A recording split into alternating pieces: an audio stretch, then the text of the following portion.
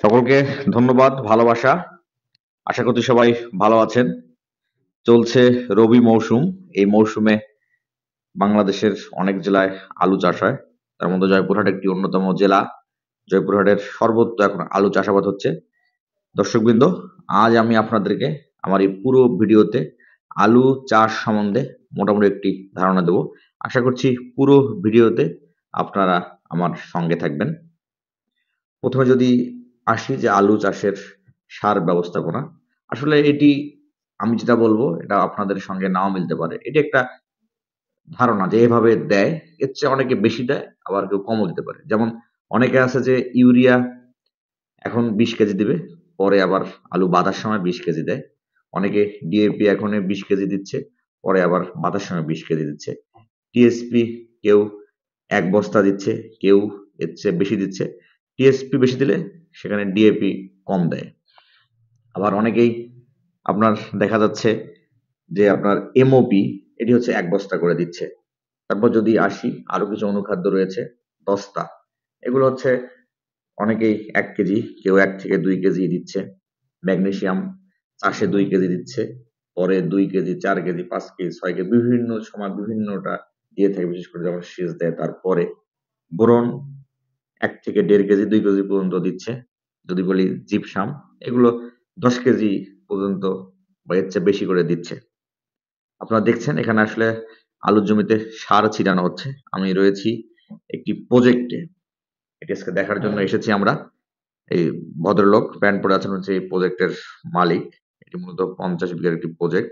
এখনো পুরোপুরি ধান কাটা হয়নি। খুব ব্যস্ত, শ্রমিকরাও ব্যস্ত সময় পার পার করছে। আর যিনি এটার মালিক উনি ব্যস্ত সময় পার করছে। জমিগুলো আসলে লিজ নেয়া। আজকে আমরা পুরো জমিটাতে ঘুরেছি, দেখেছি। আসলে কোথাও আলু লাগানো হয়েছে, কোথাও ধান কাটা চলছে, কোথাও সার ছিটানো চলছে। আসলে একটা ব্যস্ততার মধ্যে। সবচেয়ে বড় সমস্যা হচ্ছে যে সার কিন্তু অনেক জায়গায় এই সময় পাওয়া যাচ্ছে না। কারণ হচ্ছে আলু এইবার অন্যান্য বছরের তুলনায় চাষাবাদ বেশি করে হচ্ছে। সেজন্য সারের সাপ্লাই দেওয়াটা একটু দুরূহ হচ্ছে।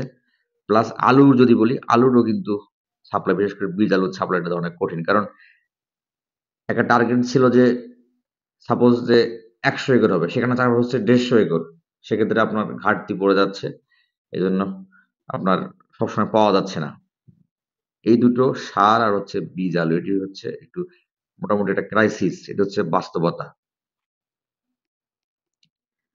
দর্শকবৃন্দ, তারপর যদি বলি যে আলু চাষে হচ্ছে সেচ। সেচ আসলে আপনার 2টা, 3টা, 4টা পর্যন্ত দিতে হয়। তারপর কেউ আলু লাগানোর সঙ্গে সঙ্গে আগাছানাশক ব্যবহার করে। আর অনেক আগাছানাশক আছে যেগুলো পরেও দেয়া যায়। আলুতে যেটা সমস্যা হচ্ছে কাটুই পোকা হয়। কেউ হচ্ছে আলু যখন আপনার সার দেয় সেই সময় জমি তৈরি করার সময় কাটুই পোকার আপনার কীটনাশক দেয়। আবার অনেকে আলু যখন আপনার গাছ হয়ে যায় সেই সময় কাটুই পোকার আক্রমণ দেখা দিলে আপনার স্প্রে করে দেয়, আবার সারের সঙ্গেও দেয়। যদি আমি বলি যে আলুতে কিছু রোগ, আলুর অন্যতম একটি রোগ হচ্ছে আলুর লেট ব্লাইট। এটি হলে কি হবে? পাতায় পানিতে ভেজা দাগ দেখা দিবে। অনুকূল আবহাওয়ায় দাগগুলো বড় হবে। দাগগুলো পাতার প্রান্ত থেকে শিরা পর্যন্ত পৌঁছবে। এই রোগটা হওয়ার জন্য যে ছত্রাকটা দেয় সেটা হচ্ছে ফাইটোপথোরা ইনফেস্ট্যান্স। এই রোগের যদি দমন ব্যবস্থা বলি, যে ম্যানকোজেব গ্রুপের ছত্রাকনাশক যদি কেউ রেগুলার স্প্রে করে আবহাওয়া অনুযায়ী 3 দিন, 4 দিন, 5 দিন, 7 দিন পর পর, আশা করা যায় যে তার জমিতে এই রোগটা লাগবে না। ম্যানকোজেব গ্রুপের মধ্যে রয়েছে টাইকোজেব, ইগনিজেব। আরেকটা রোগ হচ্ছে আপনার আলুতে সাধারণত দেখা দেয় আর্লি ব্লাইট। এই রোগটা দেখা দিলে পাতায় গোলাকার দাগ হবে। দাগগুলো একসময় বড় হবে। ফাইনালি পাতাগুলো হলুদ হয়ে যাবে এবং মরে যাবে। এটিও একটি মারাত্মক রোগ।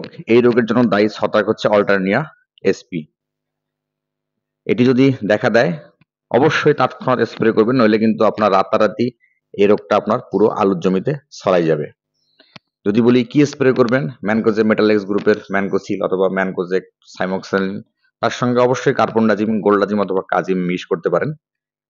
আর যেটা হয় আলুতে আসলে জাপ পোকা লাগে, সাদামাছি লাগে। আর আলুর গাছ ঢলে পড়তে পারে, আসলে বীজবাহিত। সেজন্য আপনারা অবশ্যই আলু লাগানোর আগে বীজবাহিত রোগগুলো থেকে পরিত্রাণের জন্য আলুটা শোধন করে নেবেন। দর্শকবৃন্দ, আমি আসলে চেষ্টা করি সবসময় কৃষি বিষয়ক প্রতিবেদনগুলো ভালো মানের তৈরি করার জন্য। আপনারা অনেকে আমার ভিডিওগুলো দেখছেন, কমেন্ট করছেন, শেয়ার করছেন, সাবস্ক্রাইব করছেন। আশা করছি এই ধারাটা আপনারা অব্যাহত রাখবেন, আমাকে নিত্য নতুন ভিডিও তৈরি করতে সহযোগিতা করবেন। আজকের মতো সবাইকে ভালোবাসা জানিয়ে পরবর্তী ভিডিও দেখার অনুরোধ জানিয়ে বিদায় নিচ্ছি। সবাই ভালো থাকবেন। অবশ্যই আমার ভিডিওগুলো ভালো লাগলে লাইক, সাবস্ক্রাইব, কমেন্ট করবেন। সবাই ভালো থাকবেন। আল্লাহ হাফেজ।